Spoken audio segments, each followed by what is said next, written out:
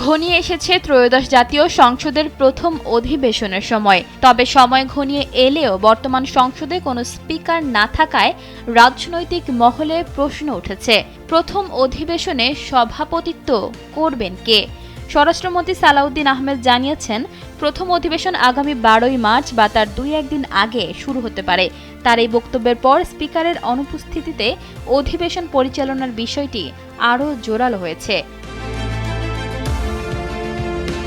সাধারণত বিদায়ী স্পিকার নতুন স্পিকার নির্বাচিত না হওয়া পর্যন্ত দায়িত্ব পালন করেন, কিন্তু এবার স্পিকার এবং ডেপুটি স্পিকার দুজনেই অনুপস্থিত থাকায় সংসদ পরিচালনার শীর্ষ পদ দুটি শূন্য হয়ে পড়েছে।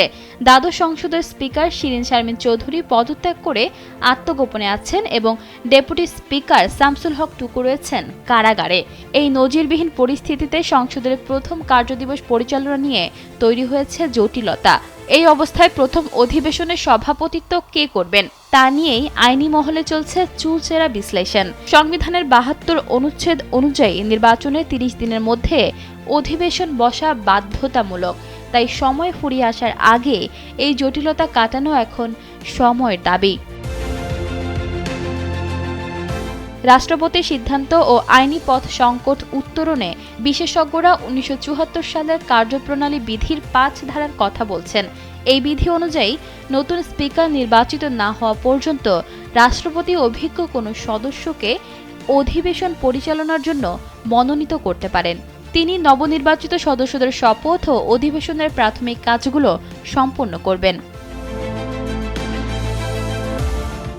বিশ্লেষকদের মতে, রাষ্ট্রপতি চাইলে সংবিধানের 106 অনুচ্ছেদ অনুযায়ী সুপ্রিম কোর্টের পরামর্শ নিতে পারেন।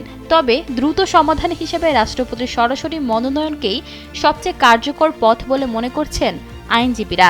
বিশ্লেষক ডক্টর এ.কে.এম. মহিউদ্দিন মনে করেন, এই বিশেষ পরিস্থিতিতে রাষ্ট্রপতির সিদ্ধান্তই হবে চূড়ান্ত সাংবিধানিক ভিত্তি। ঈশিতা আক্তার, সময়ের আলো।